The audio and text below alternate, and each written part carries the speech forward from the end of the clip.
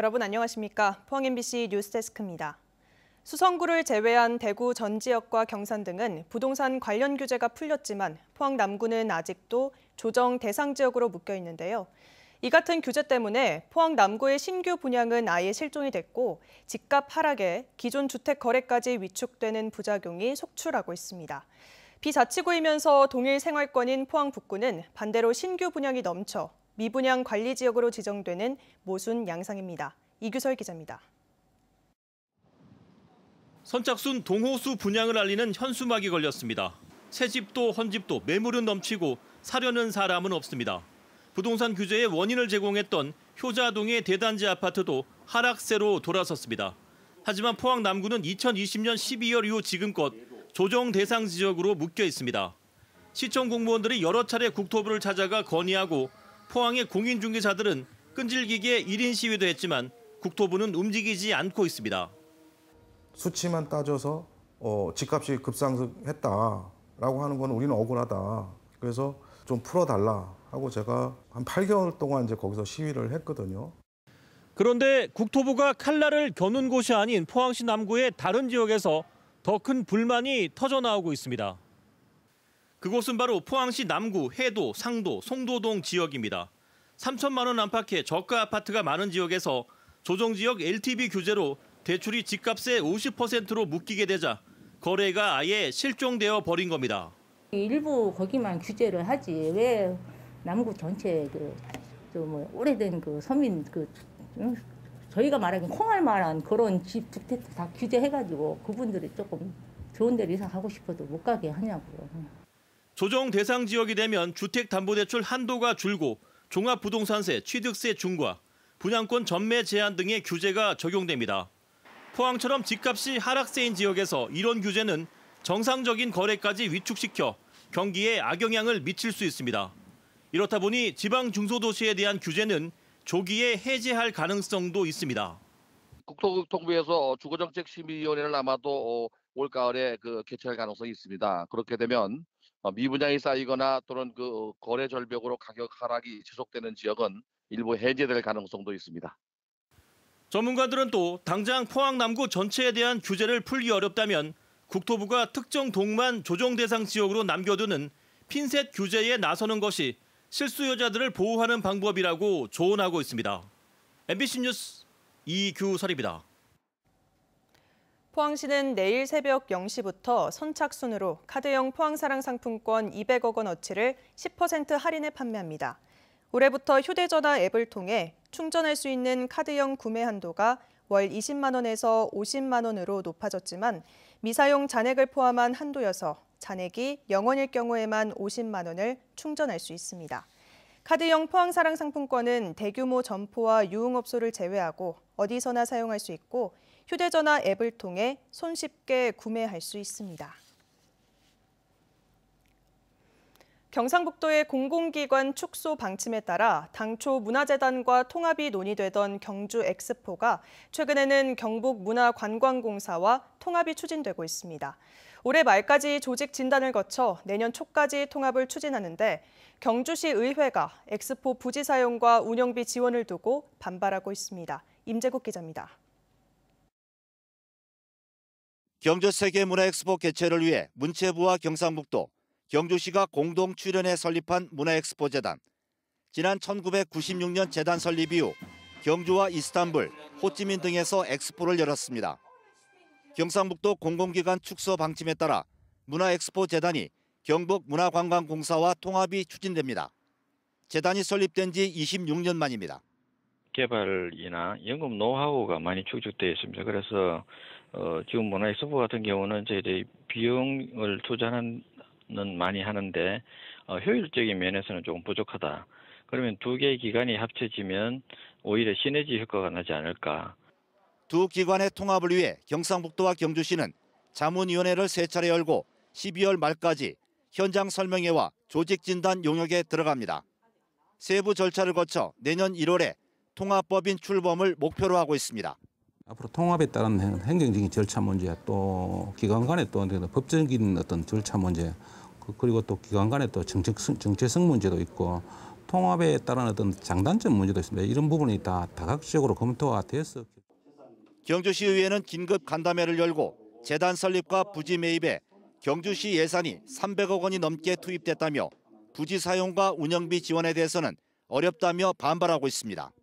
문화관광공사의 통합은 저희 측에서 볼 때는 사실상 문화엑스포 해산으로 볼 수 있고, 그리고 엑스포와 달리는 관광공사에 대해서는 무상 사용 동의라든가 그리고 운영비 지원은 불가합니다.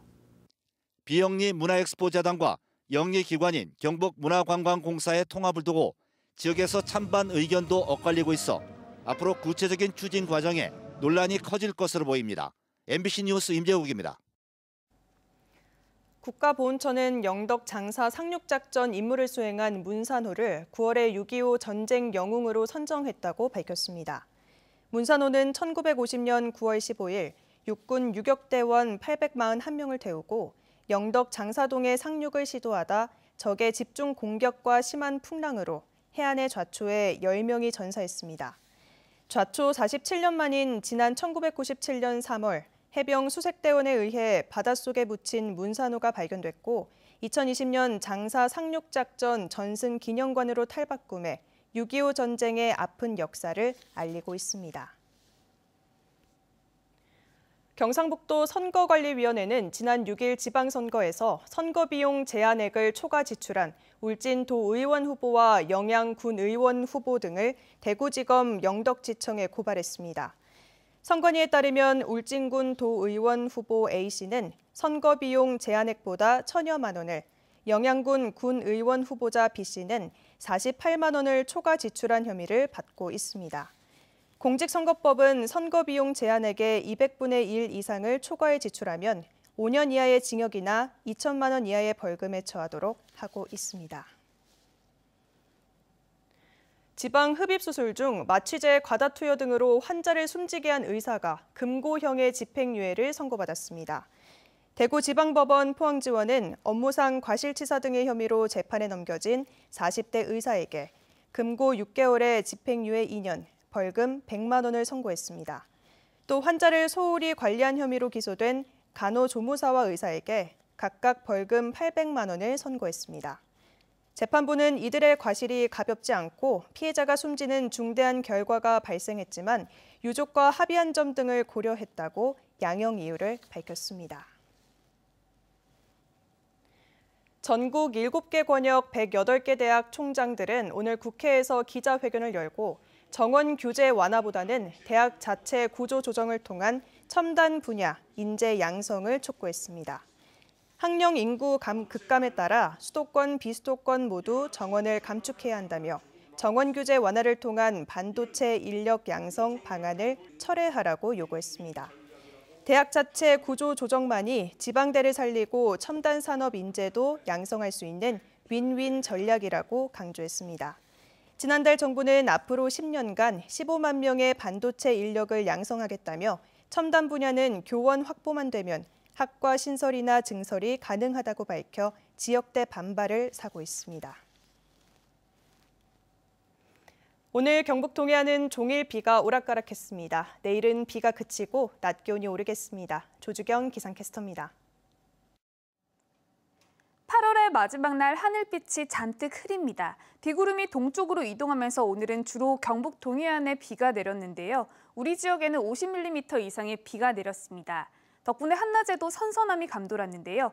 경북 동해안의 한낮 기온이 20도를 조금 웃돌았습니다. 경주는 21.6도를 기록하면서 예년 이맘때보다 7도가량이나 낮았습니다.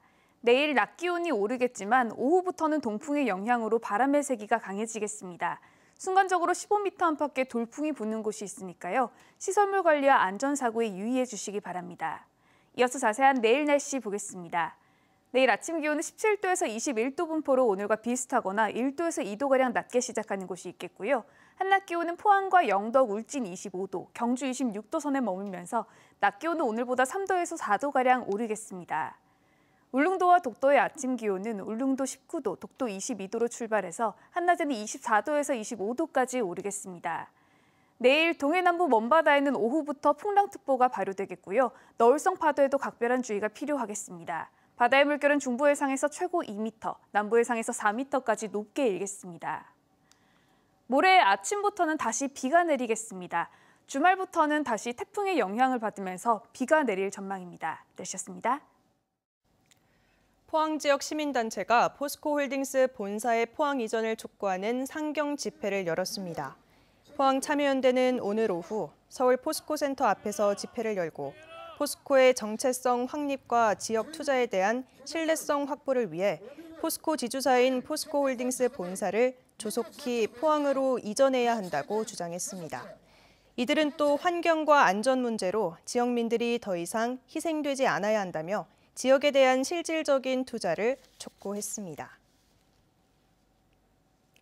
가습기 살균제 참사 11주기를 맞은 오늘 옥시와 애경에 대한 불매운동에 동참하는 환경시민단체의 기자회견이 포항에서도 열렸습니다.